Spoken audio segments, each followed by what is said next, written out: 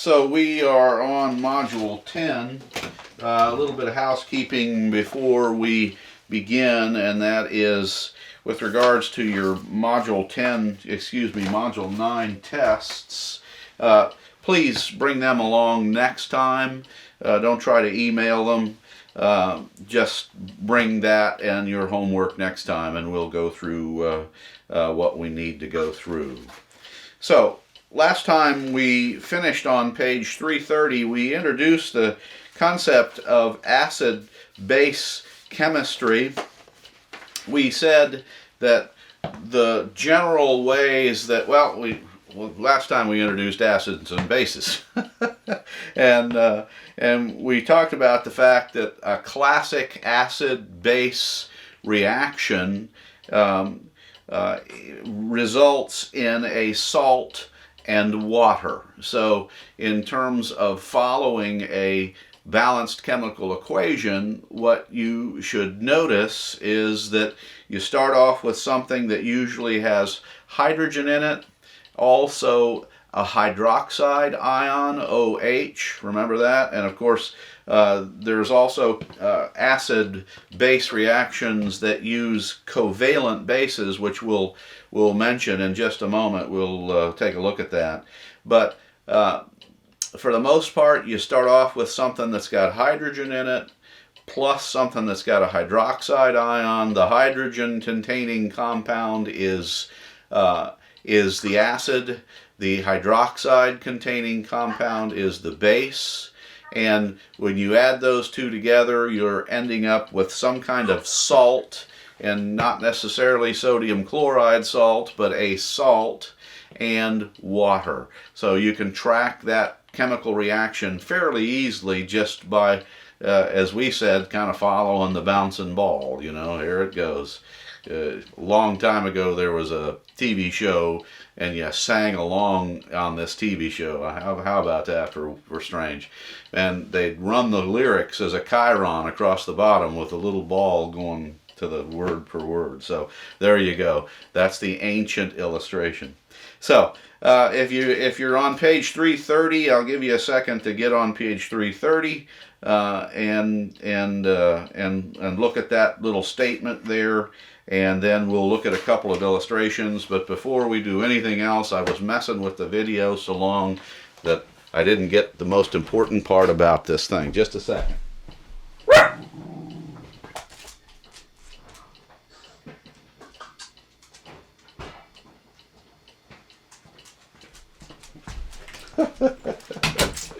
All right, that's the most important feature right there. You can hear it. Can't do anything without the Diet Mountain Dew. Much better. All right, so on page 331, let's look at a couple of the illustrations there. Top of page 331, example 10.2. There's a term also at the top of that text in terms of this acid-base yields salt and water acid equation. The textbook mentions, and I believe I have this in your notes too, that it is simply known as a neutralization reaction. In fact, that's on the bottom of page 2 of your notes.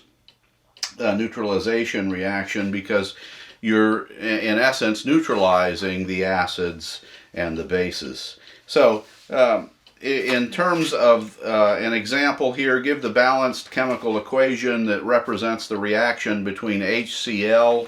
And remember what we also mentioned on page 328 is a list of the common acids. And I suggested you just become familiar with it. Memorizing is a hard thing for me. So if you go over this, and if you do the homework, you're going to become familiar with them. So there is HCl, that's hydrochloric acid, plus RbOH. So in terms of this acid-base reaction that produces a salt and water, we track it, and in terms of balancing that chemical equation, if we know what's going to happen, we start off with the hydrochloric acid and the RbOH, and we end up with water and whatever RB is. But in any respect, we end up with a balanced chemical equation straight up in terms of the RBCl. You have one chlorine on the reactant side and one on the product side, and you've tracked your two hydrogens from the reactant side, and there is the oxygen as well as the RB. So we see how these things work in a sort of a simplified form.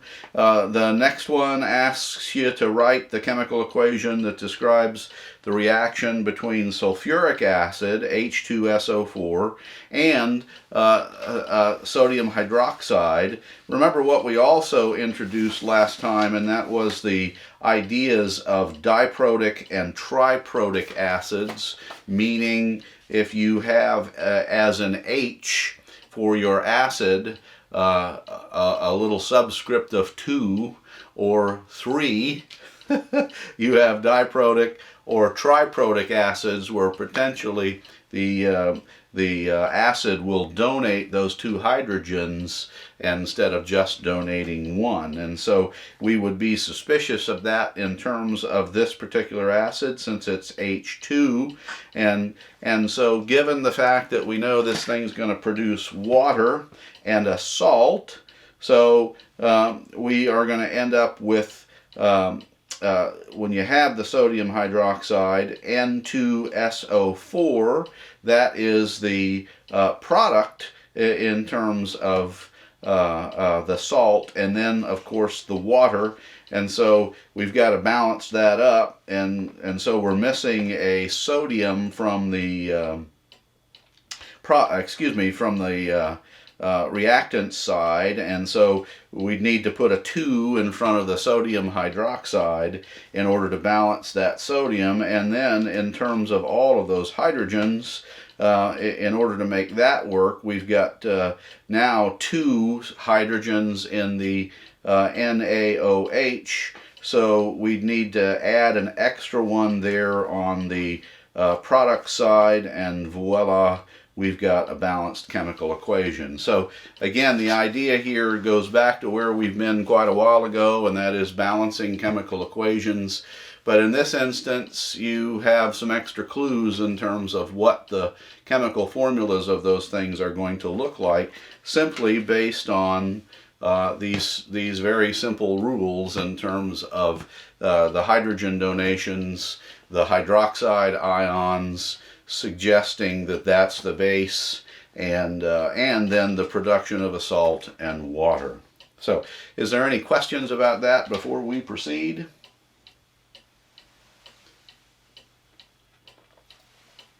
Take a look at your notes on page 3 at the top. This is a quick note statement of what you have in your textbook. On page 332, the reaction between acids and covalent bases. So notice there, in terms of the covalent base, they give you the example of sulfuric acid, H2SO4, with water. Remember, we suggested that water is one of the few polyprotic molecules. Well, as it turns out, there are others, but it's the most common, the classic one, and that is it can be an acid or a base.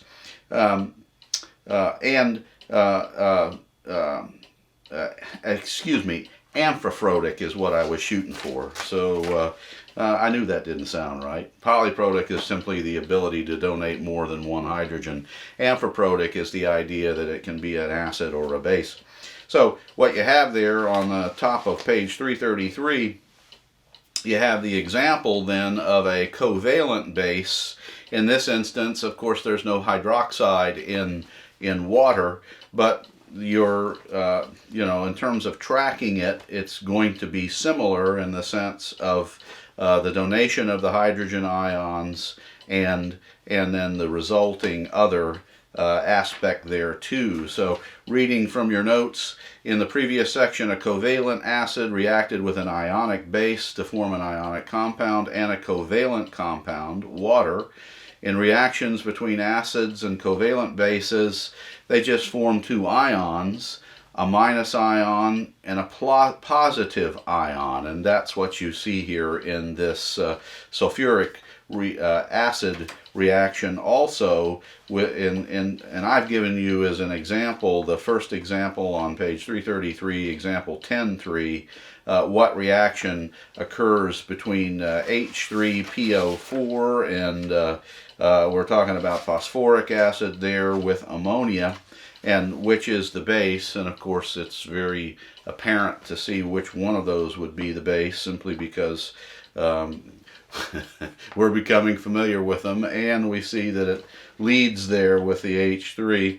And then in terms of the reaction with that covalent base, you see the production of both the positive and negative ions. So just a slight difference in terms of the acid reactions with an ionic base versus a covalent base. So, comments or questions about that? All right, so want to introduce something, and sadly we're back to math. We just love the math, don't we? Oh, we've looked forward to the math, and here we go again. We've got a new equation to give you, and again, it's relatively simple. I've promised you that all the math in this course is relatively simple. It's just a matter of following the directions on how to apply or plug in the various chemical formulas and or mathematical formulas here. And so molarity is where we're going today. Reading from your notes, the concentration of a chemical in a product is just as important as the type of chemical that is there. Percentage is an expression of concentration. So if you have a percent of something in a compound, in a solution, what you're talking about also is concentration. And that's not just focusing your mind. But it again, it's a function, it's an expression of percentage. Usually concentration is discussed in terms of amount divided by volume. And so in this instance, we're going to talk about liters dividing into moles, and that's where we're going here today. So if you would, on page 334, I'm going to read this. It's a little bit long, so it's probably going to be easier for you just to look at your textbook.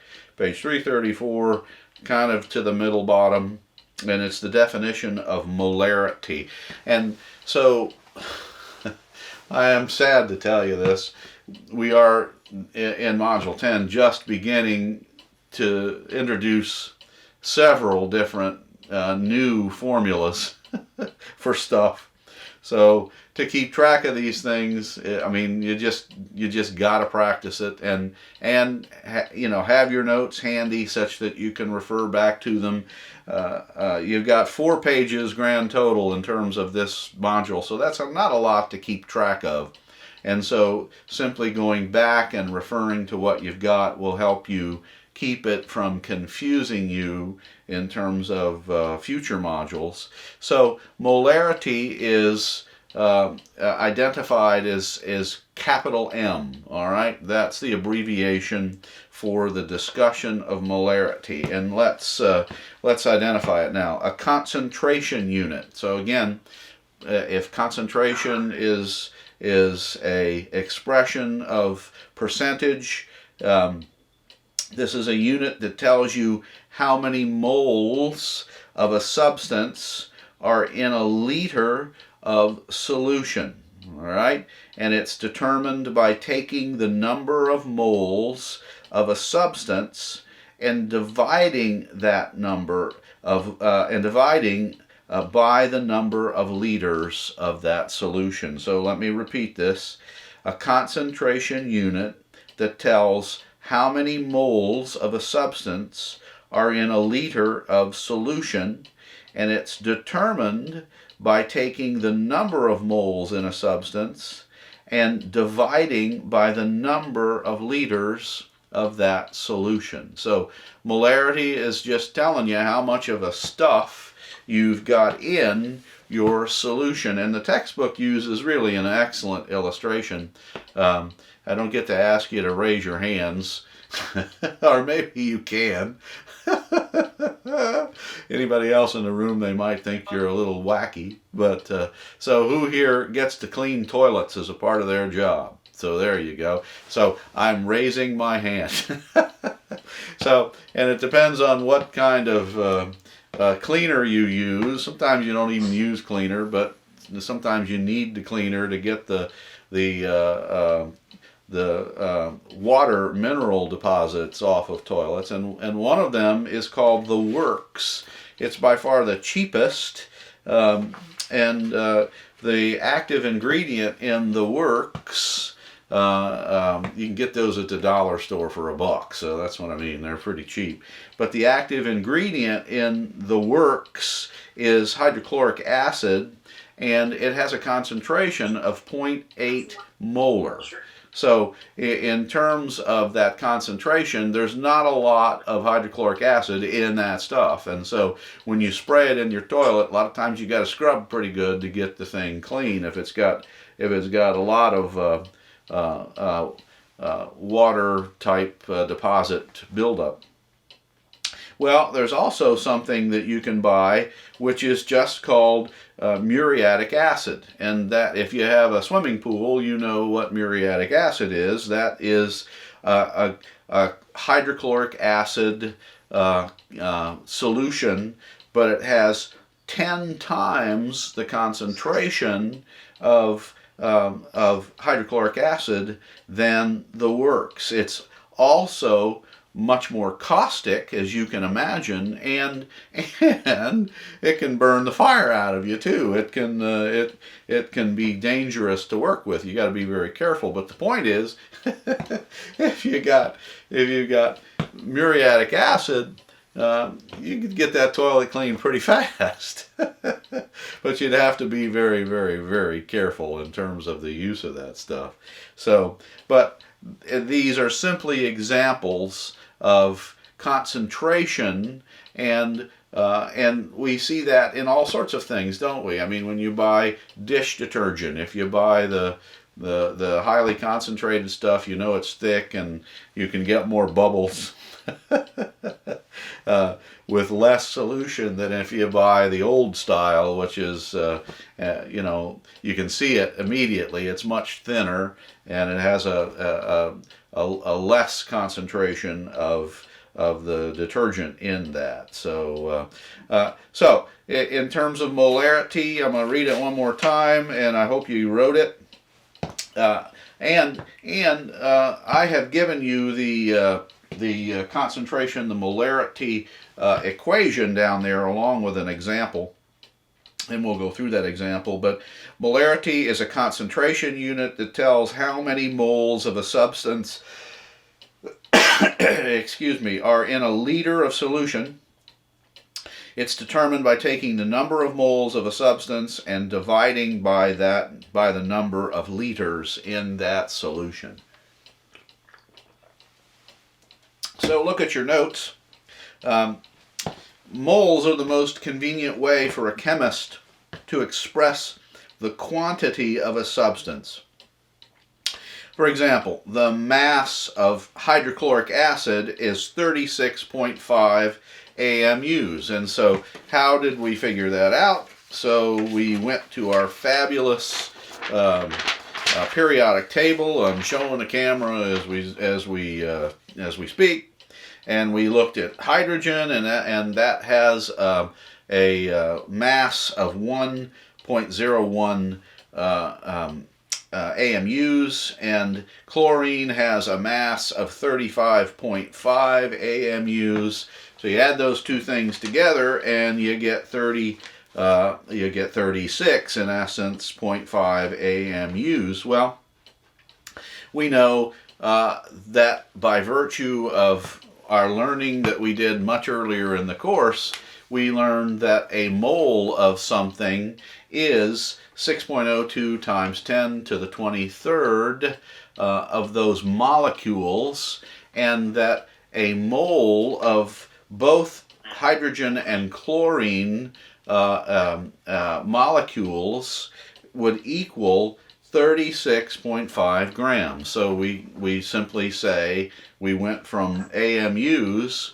but we then said 36.5 grams of that stuff is 1 mole of it. So if you have 1,400 grams of hydrochloric acid in a volume of 4 liters, what's its molarity, and or what is the molarity of the hydrochloric acid? Well, we're going back to the very first module, and we learned this process early on, the factor label method. And you see in your notes what we're going to do. We're going to convert those grams to moles. And how did we figure that out? Well, we just went to the periodic table and we solved for number of moles in a molecule of hydrochloric acid. And since the problem tells us we've got 1,400 grams of that stuff, we're going to divide ultimately the 1,400 grams by the 36.5. But the way we set up the equation per the factor label method is to eliminate grams and solve for moles. So the way we did it in the first module and the way we do it today in the 10th module is to put the 1,400 grams over 1.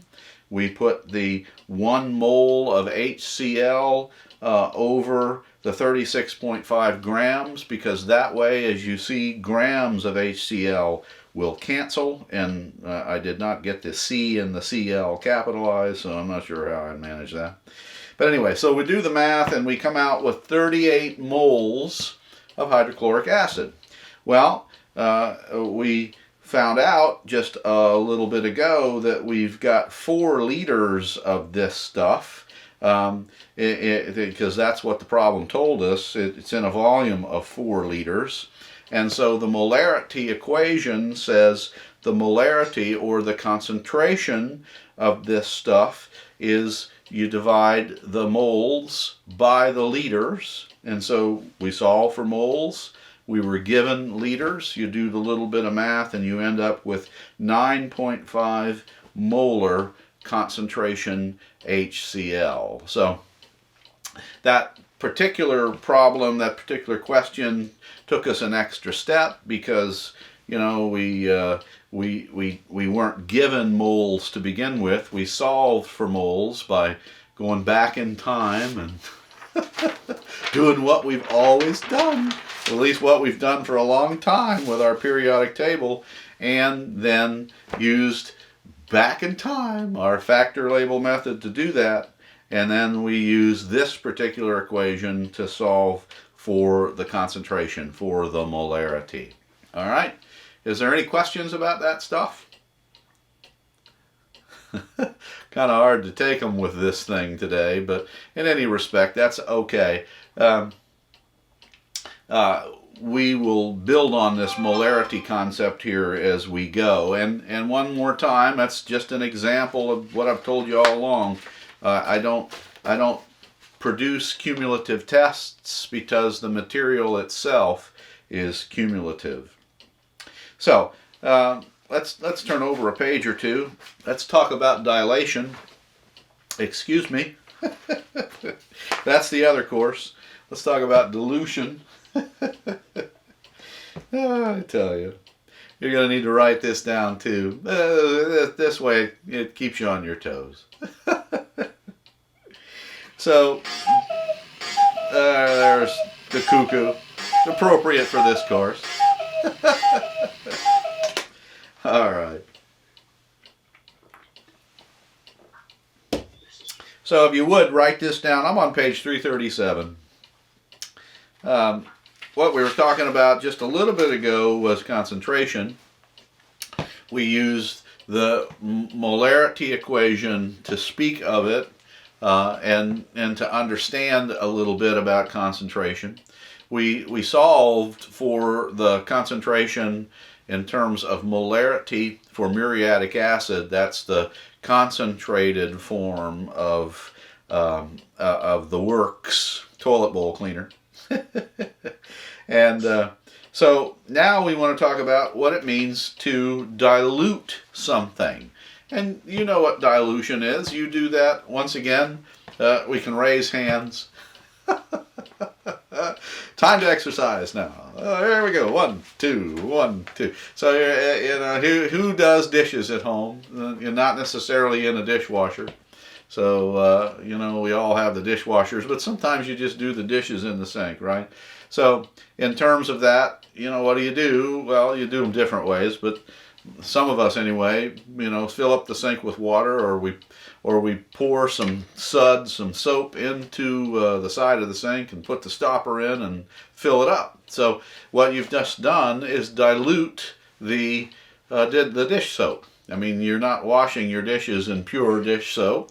You're washing them in a diluted solution of dish soap where you've added quite a bit of water. There was already water in the dish soap, but you've added more because you don't need it that thick. And you won't get much washed with just a little bit of dish soap on the end of your rag. So dilution is a way to speak of that and to do that chemically. And so here is the definition of dilution on page 337. By adding water to a solution in order to decrease the concentration. So, you know, we spoke around it just a second ago with the dish soap illustration, but that's all it is. It's adding water to a solution in order to decrease the concentration. All right? And so, thrill of thrills. Here we go again. Back to the equations. Here we go. The formulas. The formulars, to quote Mr. Krabs. So the dilution equation, I mean, it's just really simple. It's a simple ratio equation. So what you have is the molarity of the original times the volume, and that is of you know, whatever that solution was, and again, in terms of the water solution, equals the desired concentration, the molarity of what you're trying to dilute it to, times the final volume of the diluted solution. So, you know, with regards to the dish soap illustration, you would know perhaps what the molarity of that original dish soap was, and the volume, which in terms of the little dab of, well, depending on well, I won't even say who it is. I knew this person that when she washed dishes, it was like half a bottle of dish soap. That was the soapiest water you'd ever want to see wash dishes. But anyway, got them clean. Well, you know, the volume in terms of the original dish soap would probably be, you know, just a dab, maybe what, maybe 5 milliliters at the max,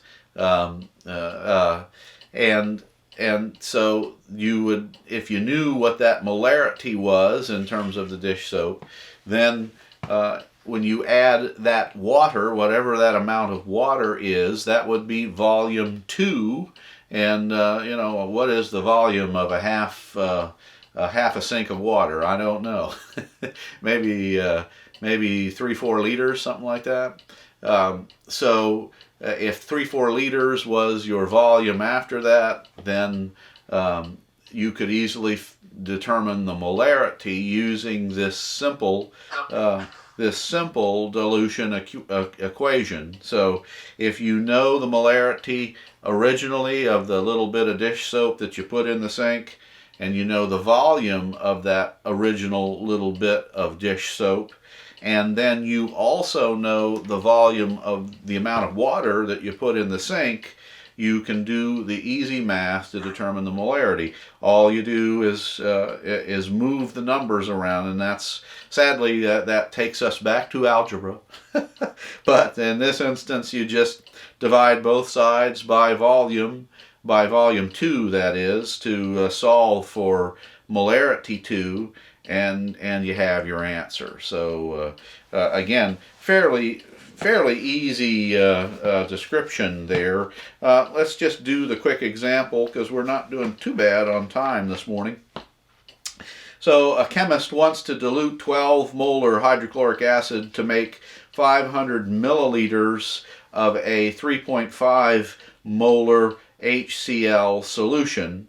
How will he do this? We'll use the dilution equation to do it. That's how we'll do it.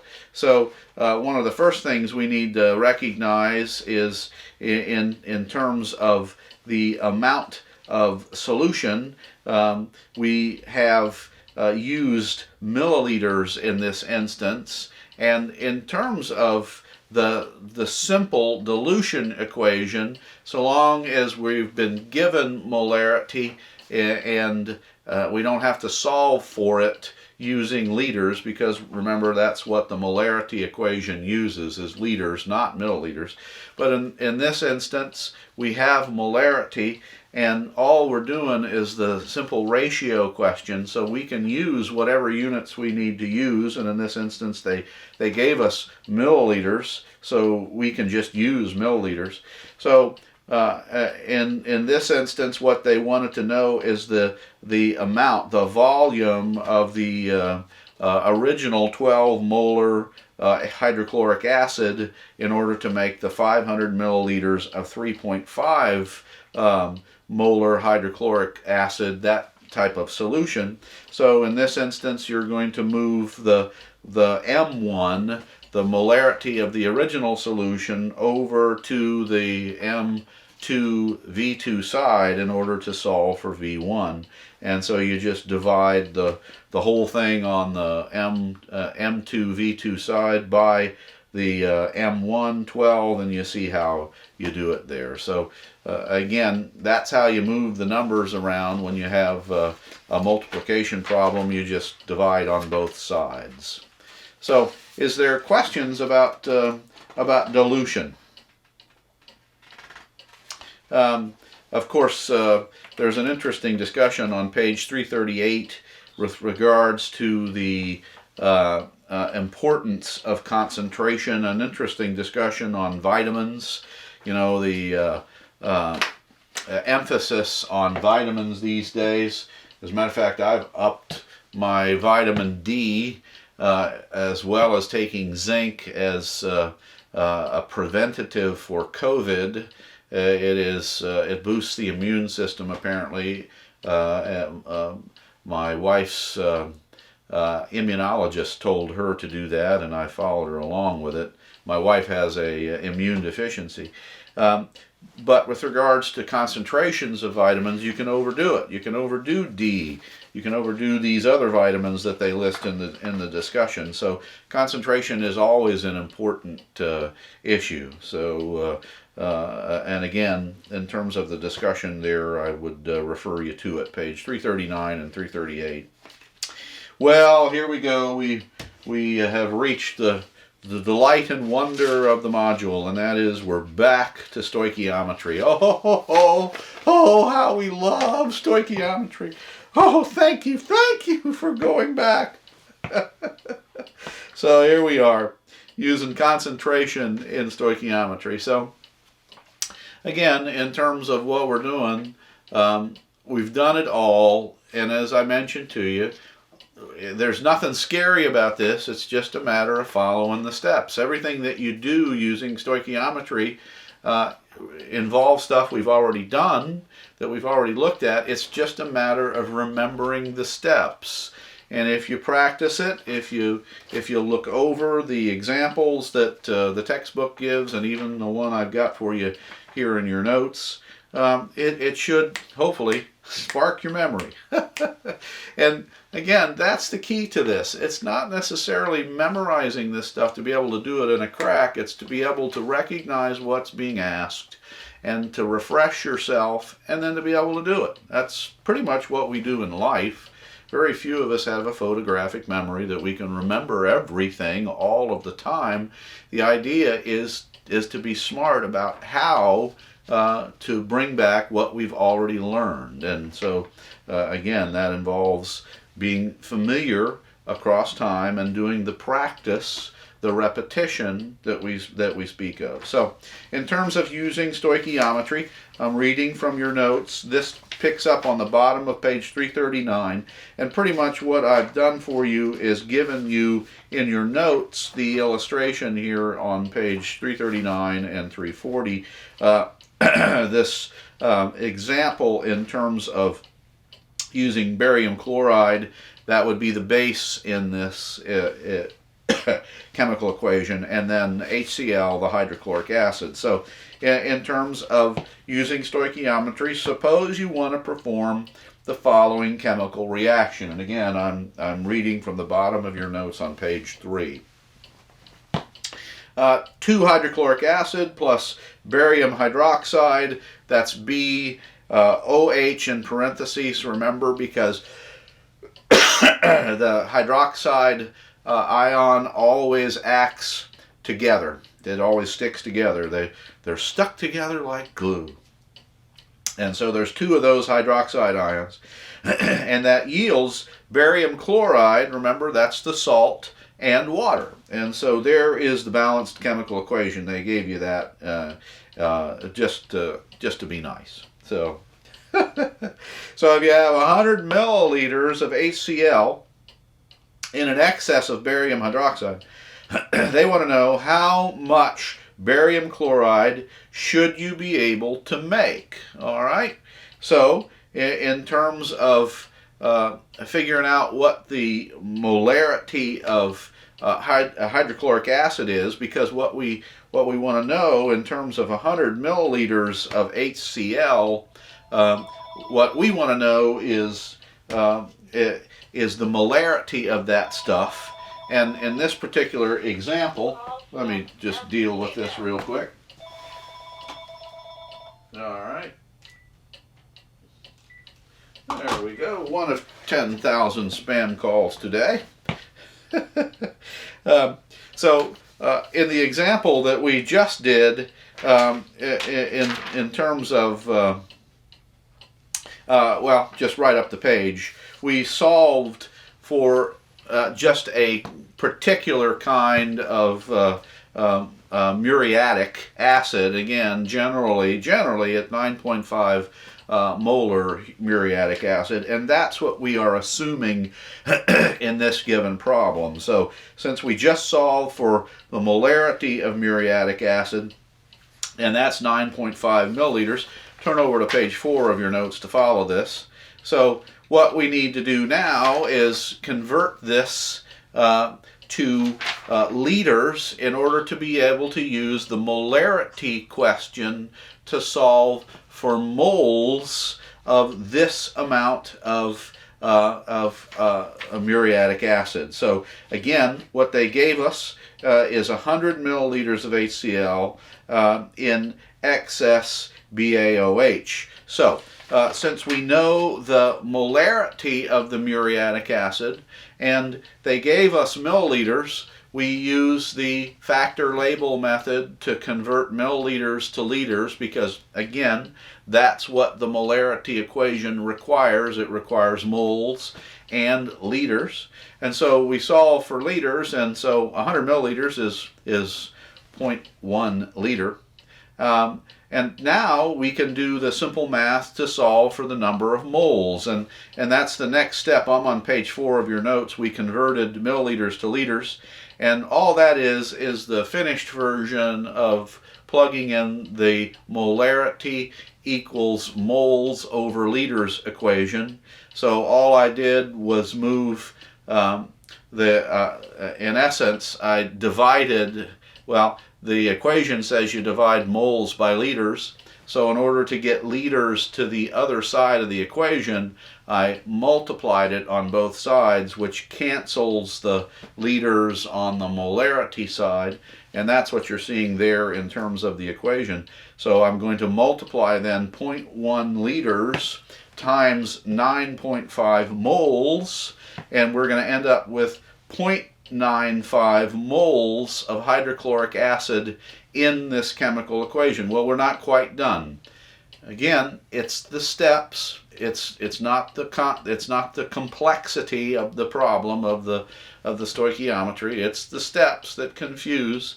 We just solved for moles, and now that we have moles, well, we can calculate grams of barium chloride. And how do we do that? Well, we have moles of hydrochloric acid, and we look at our balanced chemical equation.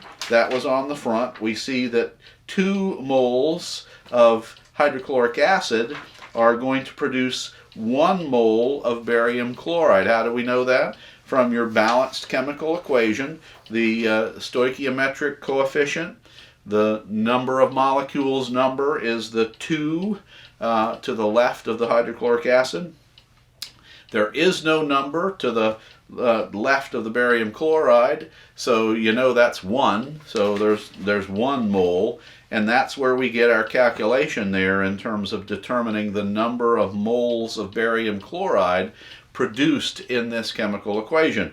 We set up a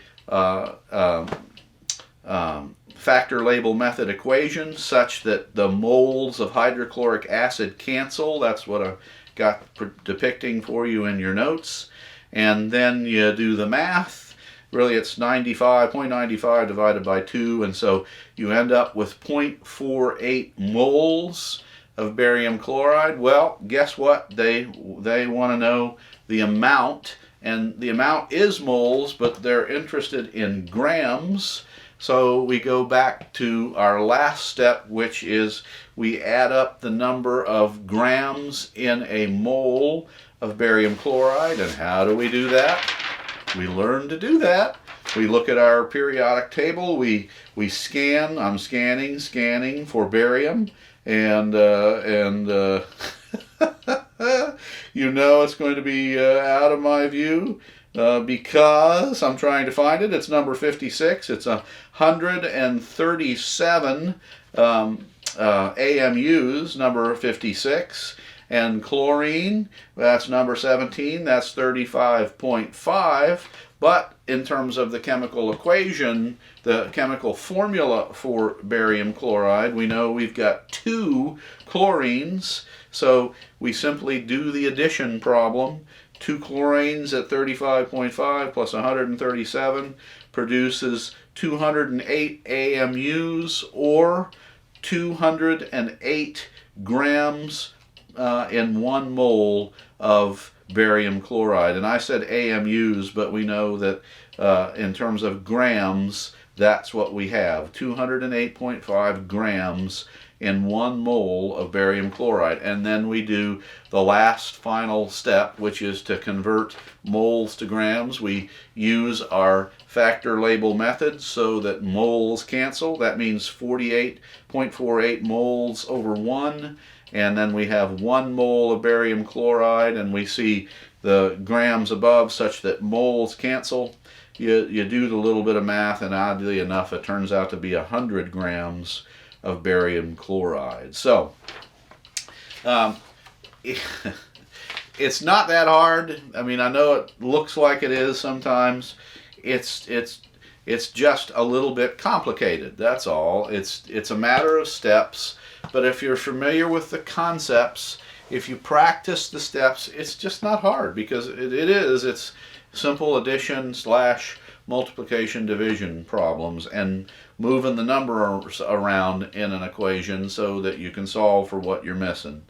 I'm reading from your notes again. When the number of moles is divided by volume, that's in liters, you get molarity. And so all I'm doing here is making written statements about moving the molarity equation around. When the number of moles is divided by volume, you get the molarity. When molarity is multiplied by volume in liters, you get moles. All right? And so that's how you solve for these things. And then you could make a third statement. If you divide molarity by moles, you get volume. All right? So all we're doing is moving around the numbers of a simple division problem. Last thing I want you to know is just the definition of titration, to be a little familiar with it.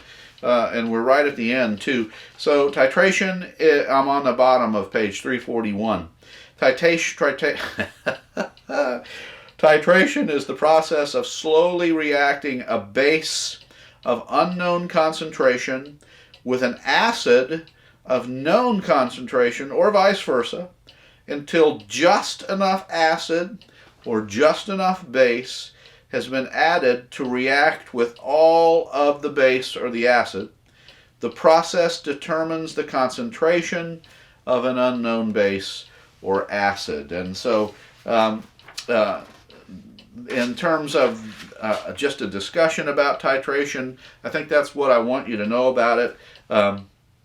The last statement I have for you, and to be familiar with this statement too, titration is accomplished through the use of indicators. Remember, we said that litmus was an indicator in terms of putting the little strips of litmus paper into an acid or base and it telling you whether it's an acid or base, or the little strips that we will use tells you actually the acidity or the base of a compound.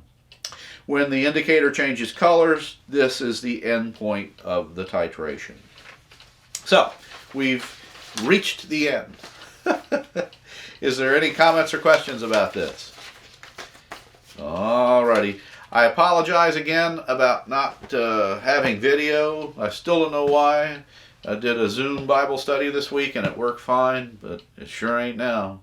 So I will look forward to seeing you next week. Sadly, we still have about 4 inches of snow out there and the roads are covered, so that's what happened to me today. And please do not try to send your tests or your homework through the email. That is so very time consuming, and for me too. Just bring them along next week and we'll check your homework and we will look at your tests. Comments or questions? You guys have a great week. Thank you.